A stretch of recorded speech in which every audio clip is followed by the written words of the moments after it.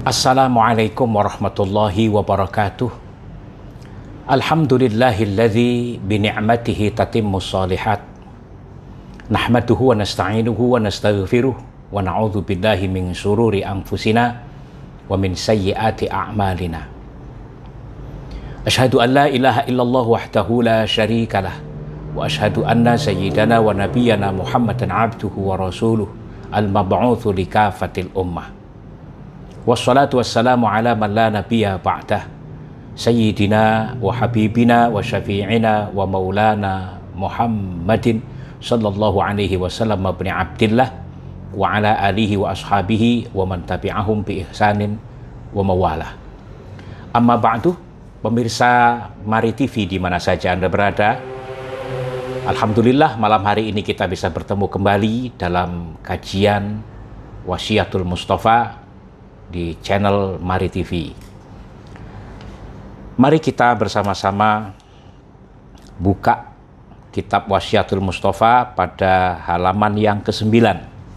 Dan malam hari ini kita akan melanjutkan wasiat yang ke-38, dan ini merupakan wasiat yang terakhir di fasal sodakoh. Bismillahirrahmanirrahim. Qala al-muallifu rahimahullah wa nafa'ana bi'ulumihi fid dharaini amin. Ya Ali, wahai Ali, i'mal, beramallah kamu, kholison, murni, lillahi, semata-mata karena Allah. Fa innallaha, maka sesungguhnya Allah itu la yakbalu, tidak menerima siapa Allah, illa, kecuali mangkana kholison liwajhihi, illa, kecuali man, amalnya seseorang, kana yang ada siapa man, kholison yang ikhlas, murni, liwajhihi, karena tujuan semata-mata ridho Allah. Qala, berfirman siapa Allahu Allah, Qala, berfirman siapa Allahu Allah Ta'ala yang maha tinggi siapa Allah. Faman, maka bermula barang siapa, kana yang ada siapa man, yarju, berharap siapa man, liqa'a rabbihi, akan bertemu dengan Allah, akan bertemu dengan Tuhannya.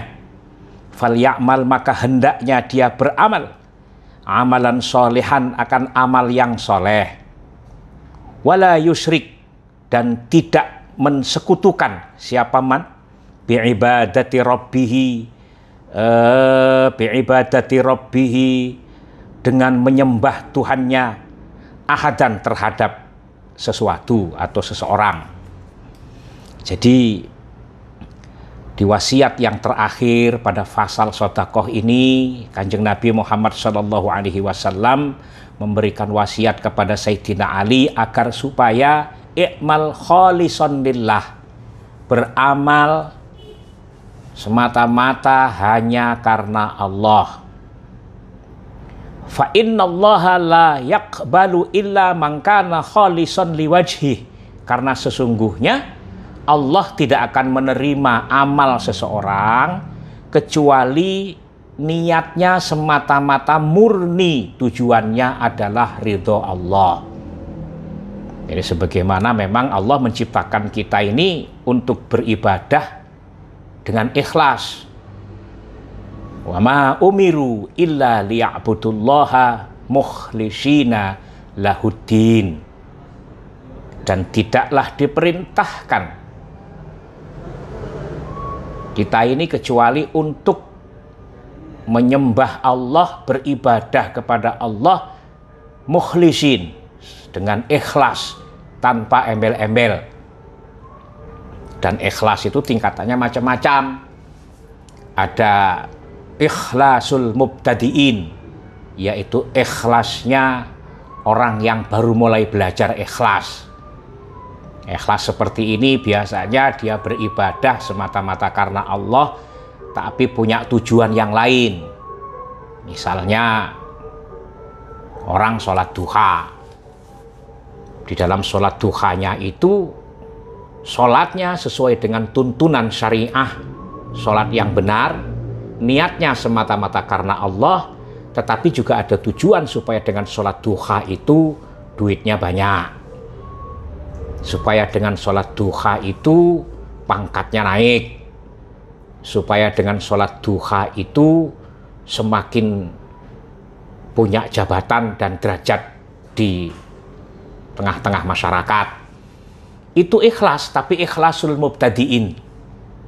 Ikhlas semata-mata karena Allah, tetapi ada niatan yang terkait dengan unsur-unsur dunia. Boleh apa tidak? Boleh. Tapi tingkatan ikhlasnya baru tingkatan ikhlas mubtadi'in. Ikhlas tingkat dasar. Bahkan kadang-kadang doanya ditambahin. Allahumma inna duha'a duha'uka wal baha'a baha'uka wal ismata ismatuka. Ditambahin Allahumma ingkana rizki fis sama fa'angzilhu wa ingkana kharaman fatahhirhu wa ingkana ba'idan faqarribhu. Ada yang nambahin wa ingkana qalilan fakathirhu. Bahkan terjemahnya juga kadang-kadang nyeleweng. Ya Allah, jika rizkiku berada di langit maka turunkan ya Allah, jika rizkiku haram maka halal dan sucikan ya Allah, jika rizkiku jauh maka dekatkan ya Allah, jika rizkiku sedikit perbanyak ya Allah, kadang-kadang jika masih ada jatah istriku maka tambahkan ya Allah. Akhirnya bininya marah dari belakang, digetok pakai sapu lidi.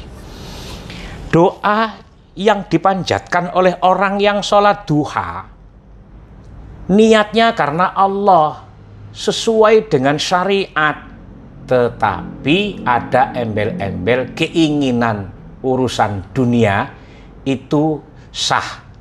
Tetapi tingkatan ikhlasnya masih tingkat mubtadi'in, ikhlas tingkat dasar. Yang kedua, ikhlasul abidin, yaitu ikhlasnya orang-orang yang ahli ibadah. Dia ibadah, dia sholat duha, dia sholat tahajud, tetapi tujuannya tidak meminta dunia, tidak meminta rizki yang banyak, tapi minta supaya dijauhkan dari neraka dan dimasukkan ke surga. Artinya, selain dia bertujuan meraih ridho Allah, dia juga kepingin supaya nanti kalau mati masuk surga, kalau mati terhindar dari neraka. Sehingga kadang-kadang neraka itu jauh lebih dia takuti ketimbang keinginan mendapatkan ridha Allah. Kadang-kadang surga itu jauh lebih dia inginkan ketimbang ridha Allah. Tapi boleh, karena memang di dalam Islam itu dijanjikan bagi orang yang banyak ibadahnya dia masuk surga, bagi orang yang banyak maksiatnya dia masuk neraka. Sehingga ikhlasul abidin ini wajar. Orang banyak beribadah, ibadahnya sesuai dengan tuntunan syariah, tidak meminta urusan dunia, tapi supaya masuk surga dan terhindar dari neraka. Itu ikhlasul abidin. Ada tingkatan di atasnya lagi, namanya ikhlasul muhibbin. Itu ikhlasnya orang-orang yang karena cinta kepada Allah. Ya, bersyukur telah diciptakan sebagai manusia. Coba kalau diciptakan sebagai binatang. Jadi telah bersyukur kalau diciptakan sebagai manusia, makhluk yang sempurna. Lalu dia cinta kepada Allah Subhanahu wa Ta'ala, dan dengan rasa cintanya itu dia beribadah, dia sholat wajib, dia sholat sunnah. Tujuannya bukan lagi untuk mendapatkan kekayaan, tujuannya bukan lagi untuk masuk surga atau terhindar dari neraka, tapi lebih kepada karena dia cinta kepada Allah, makanya dia taat terhadap perintah-perintah Allah dan meninggalkan larangan-larangan Allah.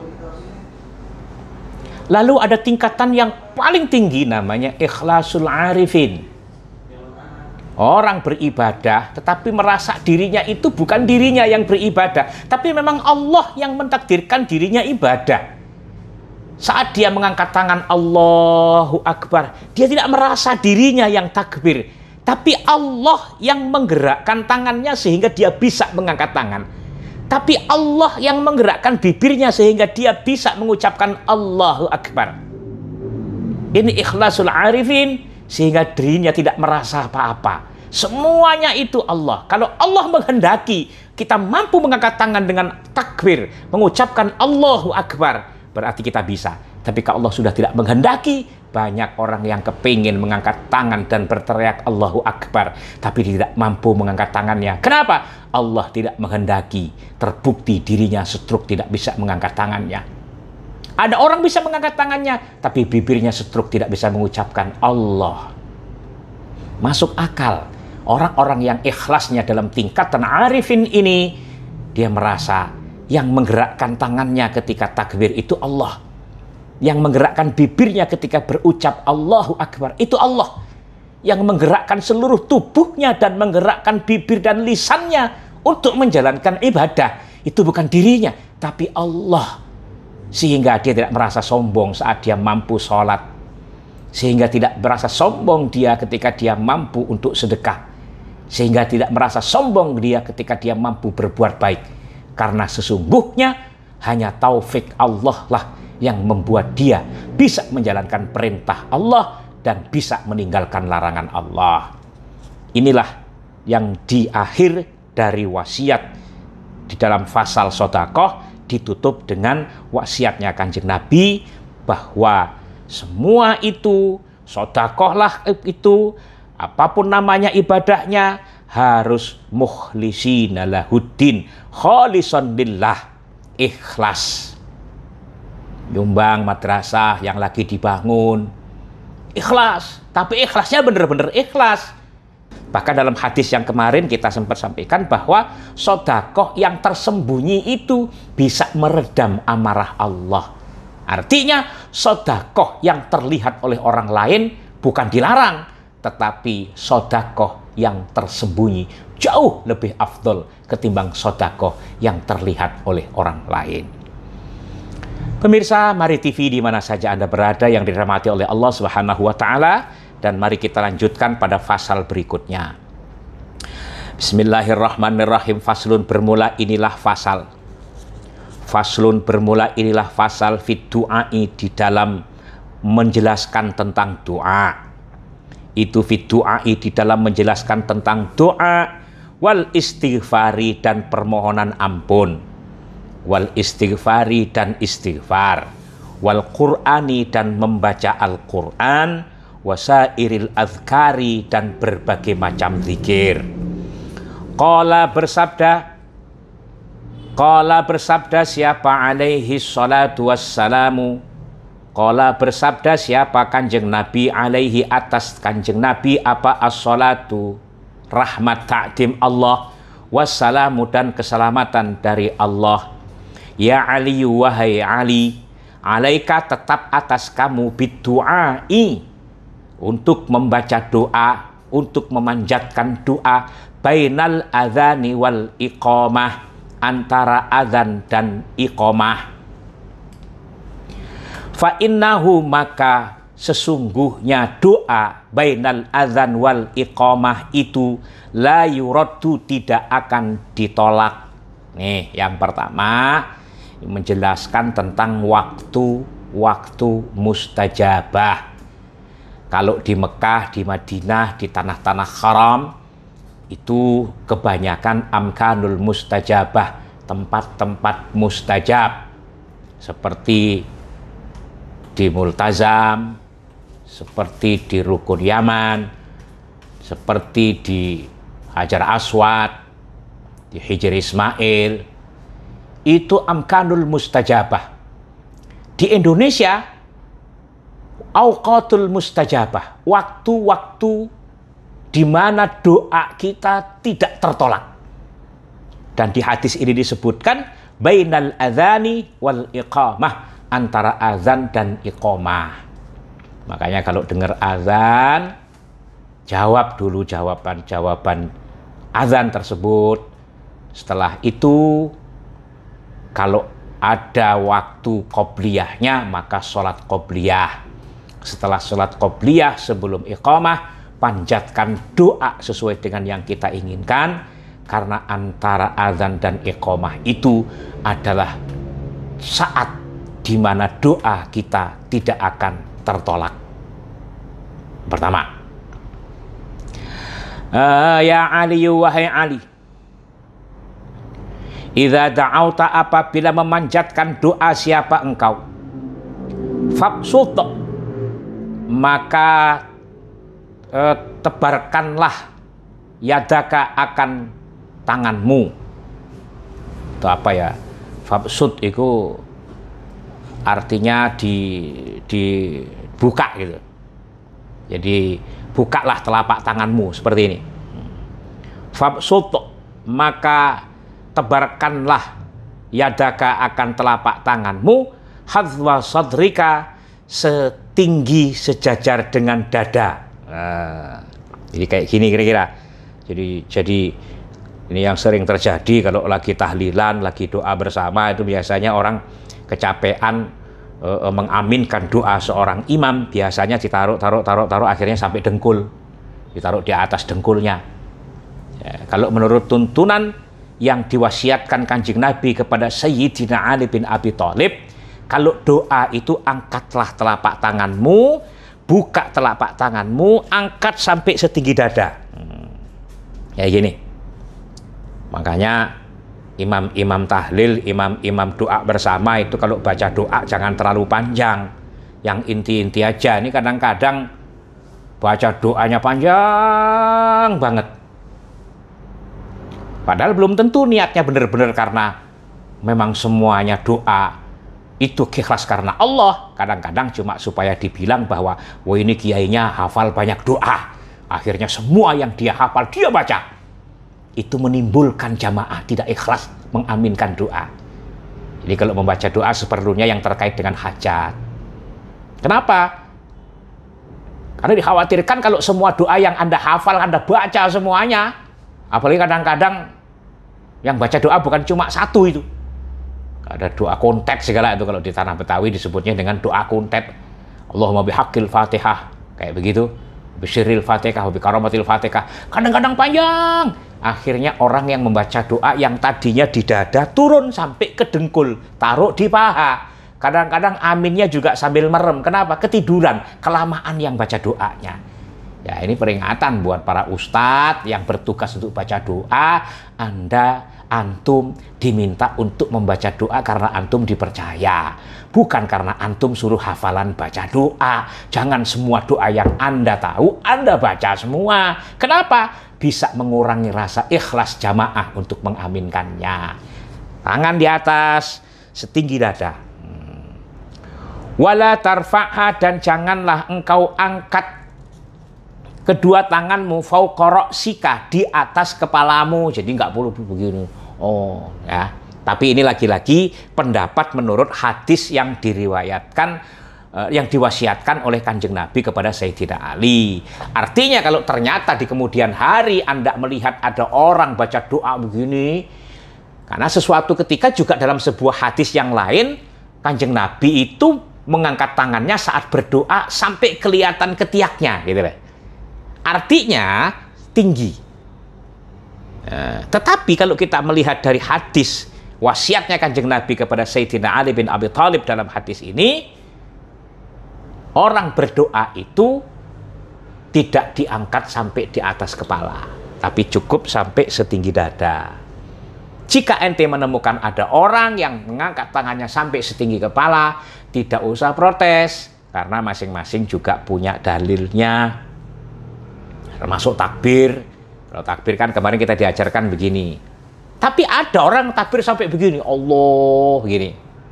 Nah, ini beberapa orang yang memang kita temukan terutama di Makkah, di Masjidil Haram, dan di Madinah, di Masjid Nabawi. Beraneka ragam orang cara dia menjalankan ibadah, baik yang wajib maupun yang sunnah. Kenapa kok kita berbeda-beda seperti itu? Karena memang kita tidak pernah ketemu Kanjeng Nabi. Gitu loh. Artinya kalau Nabi itu memerintahkan, "Shallu kama ra'aitumuni usolli", sholatlah kamu seperti kamu lihat saya sholat. Kita nggak pernah ngelihat Kanjeng Nabi sholat. Nah, kita mendapatkan ajaran ini dari guru kita dari gurunya, dari gurunya, sampai sampai kepada Kanjeng Nabi Muhammad Sallallahu Alaihi Wasallam.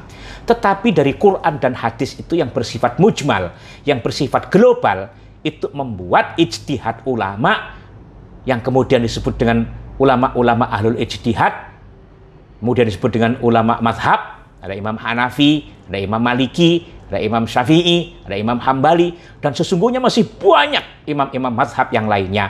Tetapi yang mu'tabarah, yang terkenal ada 4 itu. Antar imam tersebut terkadang sering terjadi perbedaan dalam hal hasil ijtihadnya. Karena itu hasil ijtihad itu kebenarannya tidak mutlak. Gitu loh. Karena tidak mutlak, maka jangan merasa dirinya benar sendiri. Nah, kita mengikuti dengan apa yang di dalam hadis ini diajarkan supaya mengangkat tangan setinggi dada. Tetapi di sisi lain ada yang mengajarkan mengangkat tangan sampai di atas kepala. Tidak usah ribut, tidak usah protes. Ada orang sholat takbirnya cuma sampai di dada. Ada orang sholat takbirnya di pundak, sampai di atas pundak. Dan jempol dengan jempol ini lempeng dengan kuping kita. Ini bermadzhab terutama pengikut Syafi'iyah, ulama-ulama Syafi'iyah. Ya, tetapi ada orang yang sholat, orang Mesir kadang sholat itu tinggi. Tidak usah protes, nggak usah ngurusin orang lain, urusi keyakinan kita, jalankan keyakinan kita. Bila perlu jangan ngurusin orang yang mau masih sholat, urusin yang belum mau sholat gitu loh. Ini orang sholat diprotes, takbir terlalu tinggi diprotes, takbir setinggi dada diprotes, takbir di atas pundak diprotes. Semua punya dalil, semua punya pedoman sesuai dengan mazhab yang dia ikuti, yang dia ajarkan oleh guru-guru kita semuanya. Wala tarfa'ha, dan janganlah engkau mengangkat kedua tanganmu fauqa ra'sika, di atas kepalamu, menurut hadis ini. Watushiru, dan berisyarat watushiru, dan berisyarat ilallahi, kepada Allah Ta'ala yang maha tinggi. Siapa Allah? Bisababatika, dengan jari telunjukmu, al-yumna, yang kanan. Kalau tahiyat misalnya, salah satu contoh, at-tahiyyatul mubarakatus sholawatut thayyibatu lillah. Itu ada yang dimulai dari at-tahiyyatul, sudah mengerikan telunjuk yang sebelah kanan. Ada yang bermadzhab terutama pengikut ulama-ulama Syafi'iyah, biasanya pas ketika mengucapkan asyhadu alla ilaha illallah baru mengangkat jari telunjuknya. Yang begitu itu tidak usah dijadikan perdebatan, karena masing-masing kita mengikuti mazhab dan mengikuti guru yang mengajarkan kepada kita. Saudara hadirin, pemirsa Mari TV di mana saja berada. Jadi pembahasan kita malam hari ini sudah memasuki pada fasal yang baru, yaitu fasal fit du'a'i wal istighfar wal Qur'an wasairil adhkar. Fasal tentang doa, tentang istighfar, baca Quran, dan berbagai macam zikir. Ini saja untuk malam hari ini. Mudah-mudahan bermanfaat, dan kita akan lanjutkan pada pertemuan yang akan datang. Mudah-mudahan Allah panjangkan umur kita dalam taat kepada Allah Subhanahu wa Ta'ala. Demikian, kurang lebihnya mohon maaf. Wallahul muwaffiq ila aqwamit thariq. Wassalamualaikum warahmatullahi wabarakatuh.